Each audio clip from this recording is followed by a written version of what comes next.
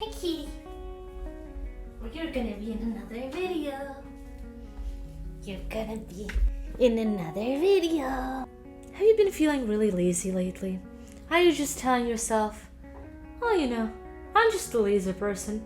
Or has your mother convinced you that you're really lazy and you don't agree with her? Well, I'm here to tell you that laziness is a myth. You're not lazy. You're just afraid or tired. He's lazy.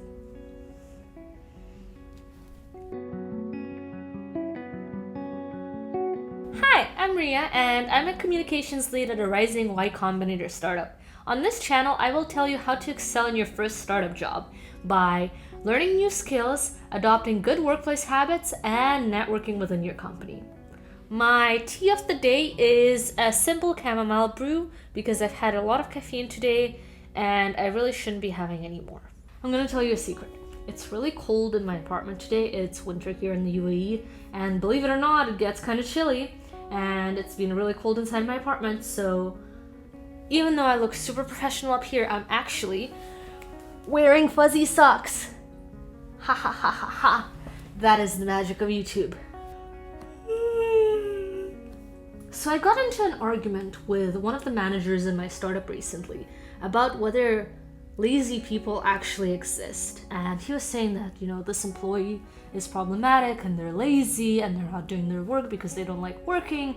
And I was like, hold up. I don't think anyone's lazy. Because I've had phases in my life where by all outer signs I was lazy, and my mother has called me lazy plenty of times. But that's not true. I'm not lazy. I'm a pretty hardworking person. It's just I need the right conditions, and sometimes when something goes wrong, I just stop doing work. But that's not because I don't like work. I actually hate sitting around and not having anything to do, which is why I pick up projects like YouTube. But somebody could have called me lazy. And so I think that anytime anybody isn't doing their work and they seem lazy, it's because something else is going on. So I was just like, okay, find out what else is going on. I was like, I will. And what I found out is not the point here. We're not talking about this particular employee. What we're talking about is this fundamental myth of laziness. And I know my mother is watching this video, so I would like you to listen to this video and stop calling people lazy, including me, please, because nobody's lazy. To prove my manager and my mother wrong, I watched a bunch of videos on YouTube talking about laziness. Yes, research. And I also read a lot of articles from Psychology Today and even some psychological studies, but the studies were kind of boring, so I'm not going to cite any of them, but I'm going to cite the videos and the articles if you want to check them out. But basically, I'm going to distill everything I found out for you right here. Problems with laziness are basically hidden problems with something else. And these problems can be divided... No. Let's backtrack.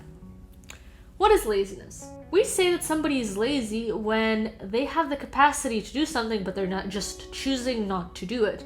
So when we see somebody watching TV instead of painting or studying for an exam or answering their emails, or because they're remote working, sitting in the middle of the day and watching Netflix, even though they're technically earning a paycheck for that hour. Many of us have done it. I've done it once. If we look at this person who's supposed to be doing something, and they could be doing something, but they're not, we think, okay, they're just not motivated to do it. But actually, I think that is a myth. Because we always do what we're motivated to do.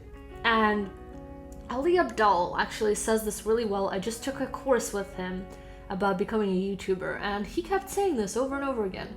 We always do what we most want to be doing in that moment. So we never have a problem with motivation. We always do exactly what we want to be doing. We're sitting there and we're watching TV because that is what we most want to be doing. And we tell ourselves, no, I want to be going to the gym right now. No, you don't want to do it as much as you want to watch TV. And that doesn't mean you're lazy. You're actually investing effort into doing what you most want to do. Because if I came over there and I was like, get your ass to the gym, you would come up with 1,000 excuses and 1,000 reasons as to why you're not going to the gym. So you're actually expending a lot of effort on staying there and watching TV. That's not being lazy.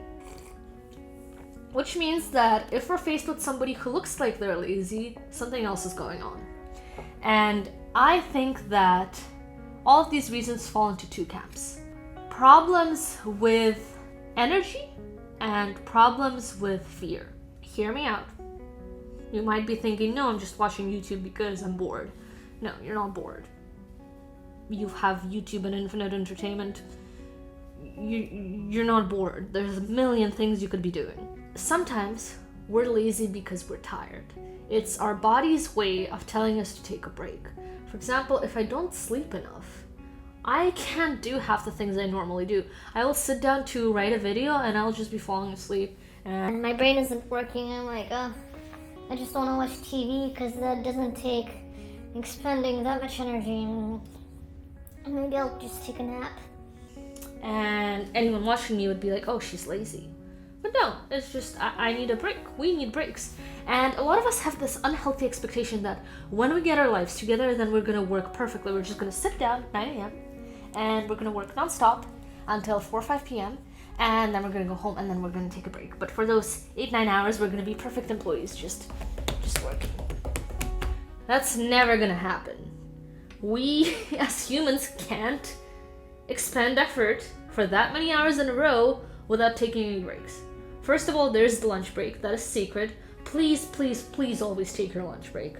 But even beyond that, we need little breaks in between. And yes, you might have a lot of meetings, but sometimes you end up taking that break inside a meeting. I can tell you that anytime I've had 3 or 4 meetings in a row, by that third meeting, I spend the first 10 minutes just chatting with people and making sure they talk about their day while I sip my tea. And that gives my brain a break. And then I try to talk to them again at the end of the meeting. And I'm procrastinating, but I'm procrastinating because I need to get a break. So you're gonna get that break one way or the other. It's just, is it gonna be a half-assed break or a proper break?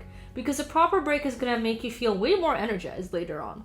And one technique that I came across in my article reading was to basically make trade-offs between your work time and your laziness time.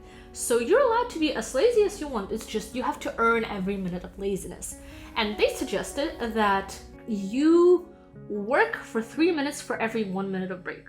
I don't think you have to quite go that far. I would say a 1-to-2 ratio might be better. Or if you're starting out and you're really tired, just do a 1-to-1 ratio. You know, for every 1 minute of break, you do 1 minute of work. See what feels right for you and start small. But, you know, if you want to rest for 10 minutes, work for 15 or 20 minutes first. Or maybe for half an hour. And that way, you can actually enjoy and relax and know that you've done everything that you needed to do. Make sure you sleep enough. Make sure you caffeinate. Make sure you eat right. Make sure you exercise. All of this will make you a much less lazy person, I tell you. Now, problem number 2. And this is a problem with fear. And I think it's going to be harder to convince you that you're afraid. But you are. And you're afraid of multiple things, potentially. But basically what it comes down to is evolution primed us for short-term thinking, not for long-term thinking. Biologically, we're less wired to do long-term planning, and so it's harder for us. And we like to crave our rewards, and we hate expending effort if we're not going to get a reward. We're not wired to work for nothing, you know? We need to get something out of it. We're selfish creatures that way. And the problem is, when you're investing yourself in a project or something with an outcome that's going to come way, way, way later in the future, you are going to feel like you might not get that reward. First of all, the reward is far away. Second of all, what if that reward doesn't come? It's not guaranteed. If it was guaranteed, you would probably do it anyway. But it's not guaranteed. And so you're sitting there thinking, well, I'm going to expend all of this effort over these weeks and months. And what if it doesn't come to anything? And this is actually tied with low self-esteem. If you have low self-esteem and you don't have a good track record of succeeding at long-term projects, it's going to be really hard to overcome your laziness because you're going to think, I am protecting myself from wasting all of this effort and getting nothing in return. So a solution there is start small. Start with small projects and get some small victories. And then instead of doing something that takes 1 day, do something that takes 2 days and then get a reward. And now you're going to know that you can do it. So now do something that takes 3 days, and then something that takes a week, and then something that takes 2 weeks. And you can start really small. You can start with 5 minutes, you know, not even a day. But start really small and build up your confidence bit by bit by bit. Now you're gonna tell me, Ria, I'm pretty confident, that's not a problem, I just don't feel like doing this. Well, that means that it's disconnected from your motivations. You're not motivated to do work for your startup, for example. Well, is that because the task feels meaningless? Is that because your boss forgot to explain to you how this ties with the mission of the company? Like, you believe in the mission of the company, that's why you joined. Usually all of us are in startups because we really want them to succeed. So if that's the case, you just don't see how answering these emails is going to help you. So maybe you need to think, is answering emails the best thing I can be doing right now? For example, maybe it's not. Maybe go do something else. But maybe your boss told you to prepare this presentation. And you're like, well, I'm just going to present this presentation to my boss and he's not going to do anything with it. I don't see what the point is. Well, maybe go back to your boss, send him a message on Slack and be like, yo, how is this presentation going to help the company bottom line?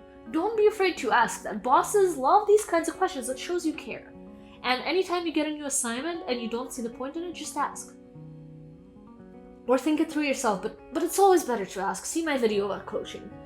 It's always better to ask rather than doing all the work yourself, because you might be wrong. You might also be afraid because you're a generally anxious person. I'm a generally anxious person, but that means that you need to go to therapy and work it out. Meditate, journal, go to therapy, work things out yourself. Always think it through. What helps me the most with my anxiety is thinking, okay, if this worst case outcome that I'm so afraid of happened, what would I do? For example, I was really afraid of a fire breaking out in my apartment. And I saw my therapist and he told me, okay, Ria, think, if fire broke out in your apartment while you were at the office, what would happen? Or like, okay, well, the alarm would ring off. And if the alarm sets off, and it's ringing for a while, the guards in my building would come up and knock on my door. And if they're knocking on the door and I don't answer and they see smoke and the alarm is still ringing, then they're gonna break down the door. And there's a fire extinguisher right here, or they're gonna call the fire team. And there's 1,000 checks that could happen. That means my stuff probably isn't gonna all get burnt, like some of it might, and my cat is not gonna die. So the things I'm most afraid of, like my whole apartment burning down to crisp and my cat dying, are almost definitely not gonna happen because I live in a big building with a bunch of other people. Like the neighbors would knock on the door, the guards would knock on the door, There are sprinkler systems here for a reason, so that fire might not even get that far in the first place. And basically, anytime you're afraid of something, try to go through the same process. If the worst case outcome happened, what would actually occur? Like, what would be the consequences A, B, and C, and what could I do? What can I control? Focus always on the things you can control. If the project seems too overwhelming, you're like, I can't do it, it's too much, write out your goal, completion of that project or whatever, in a series of easy to complete steps. So write it out as 10 steps, each one of which is not too big. And then focus just on the first step. Like, close your to-do list and write that step out on a separate piece of paper and just look at that. I only need to read through these 3 sources for this presentation. Okay, you read through one source, take some notes. Read through the second source, take some notes. Read through the third source, take some notes. Okay, now I need to structure my notes. I need to focus on just structuring my notes. Okay, now I need to make the first section of the presentation. Now I need to make the second section. Now I need to make the third section. And now, boom! Oh my god, the presentation's done. Woohoo! You did it! And it wasn't that hard and you weren't lazy because honestly, it's not that much effort to do things one at a time. So force yourself to just do 10 minutes or to do just one step and then take a break and then come back. Suddenly you're not so lazy anymore. I'm gonna tell this to my manager till the end of time. People aren't lazy. They're either tired or they're afraid. And both of these are things we can work with. So good luck working through them by yourself. Now that you're not lazy anymore and you don't know what to do with all of this new motivation and energy to do stuff, I recommend that you check out my playlist on deep work to show you how you can not only do your work, but do it better. I will link to it down below and there will be a link here on the screen somewhere. So please watch it, enjoy. Thank you for joining me and bye-bye!